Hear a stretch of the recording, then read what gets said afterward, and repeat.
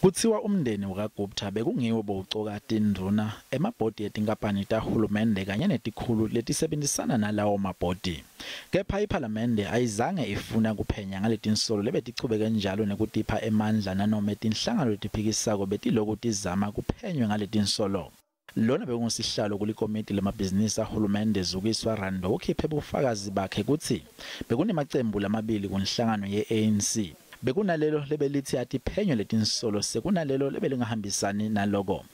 Leli cembu le-ANC lebelingahambisani nalokuphenywa lobekwendiwa ngolomndeni wakaGupta belibona ngathi kutolimala sitfundise inhlangano ye-ANC.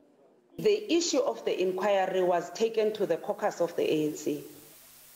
And in the caucus it was discussed.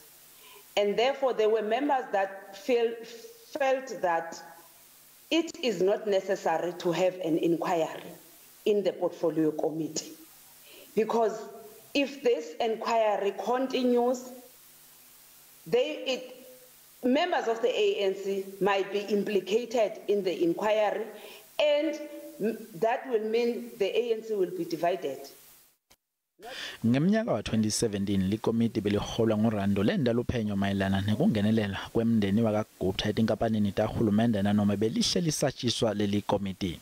Utshele likhomishana ukuthi azange acokwe futhi ukuthi aye ephalamende sicheme senhlangano yakhe ngemuva kwalolu phenyo lalenda.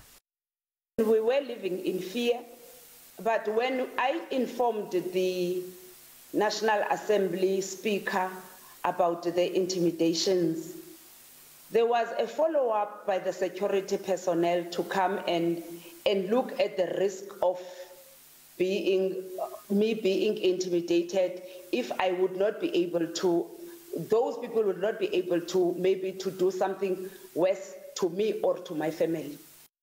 Bufakazi barando bulandzelwe bufakazi balona bekulilunga lekomiti yetebulungiswa James Self lapho kuvele khona ukuthi iposasa beyibekwa embili ekwendeleni ihulumende imisebenzi ngeminyaka yabo 2000. Self uthi kwamangalisa ukuthi indvuna beyingatshela lekomiti ukuthi yini umsebenzi walo leli komiti. Never come across a minister telling the committee what it could and couldn't do. But the instability referred to the relationship between Peterson and the minister. Those allegations of a clash between those two personalities have also found its way into the media.